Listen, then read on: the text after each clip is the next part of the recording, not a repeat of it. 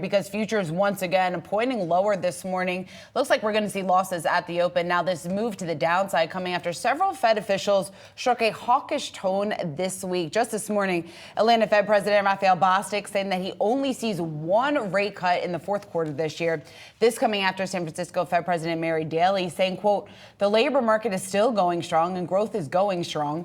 So there's really no urgency to adjust the rate. Cleveland Fed President Loretta Mester also weighing in and echoing a similar stance to what we just heard from Daly, saying that she still sees rate cuts this year, but reiterated once again that the Fed isn't in a rush. So let's make sense of what this means for you, the investor out there. We want to bring in Megan Horneman, Verdence Capital Advisors Chief Investment Officer. Megan, it's great to see you again. So how are you looking at the moves, this downward move that we've seen in the market over the last 2 days, and what that signals could be ahead here for investors? What we're actually looking at is the market's getting a little bit more realistic as far as what the Fed can do this year. Now, coming into this year, we thought that March was a way too optimistic as far as rate cuts. Even June at this point is a bit optimistic. We've always leaned towards the fact that it would be a second half of the year story.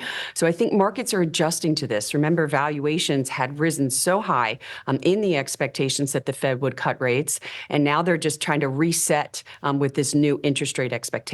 What is the new expectation from your purview, Megan? We still think it's a second half of the year story. We're getting a little bit more concerned here with what's going on in the market, specifically in the commodity market, what that may mean for inflation. In the labor market, we started to see some cracks in the labor market, but when you're looking at wages, that's what the Fed's worried about, and wages continue to be something that creates a problem for the Fed. If you look at the ADP report today and you take out those people that left their jobs willingly, their wage increases were 10%.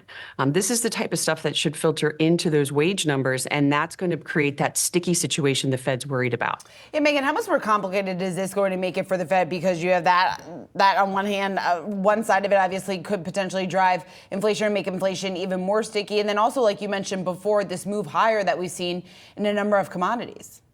Mm-hmm. I think it makes the job very difficult, and I think that they have to articulate that. Part of what we've seen in the past few months with the resiliency in the economy really stems from Jerome Powell taking such a dovish stance at the end of last year. It created a kind of a resurgence in the economy, and we've often said it's a very dangerous line they're walking because a resurgence in the economy can very easily lead to a resurgence in inflation. They don't want to get in this stop-and-go monetary policy that they were in the 70s and 80s, and we don't want to see that either. It wasn't good for the economy. It wasn't good for the stock market. So they really need to articulate to markets to reset expectations. They're not going to cut rates in anytime soon. They'll continue to assess the economic data, and it looks more like a second half of the year story. All that in mind, as of right now, where are the biggest opportunities that you're sensing in the market right now? Well, what we've done actually just as recently as last month is we took a look at our equity allocation. Where had we run up as far as our tactical allocation versus where we should be strategically? So we rebalanced portfolios, and that's something we did in good timing. I think people can still look at that, especially with some of the growth areas of the market that remain elevated. Make sure you're in line with where you should be from a tactical allocation. We're still okay with holding some cash, especially given our view that rate cuts are not necessarily in the immediate future. Cash is not hurting you. Cash is there to have extra liquidity to look for opportunities. We're looking at opportunities also in the small and mid-cap space.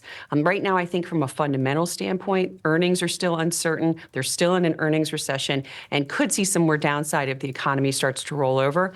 But small and mid-caps from a valuation perspective look attractive. Megan, what is your assessment right now just in terms of the risk up until this point that we could see the economy roll over? Because we got the ADP report out this morning, once again showing that the economy remains resilient. Do you expect that picture to deteriorate at all in the coming months? I do think that this summer and leading into the second half of this year is going to be challenging. The job market's been resilient. We're not going to deny that. That's been supporting the economy. Consumers continue to spend. That's been supporting the economy. But both of those factors, specifically the consumer is stretched.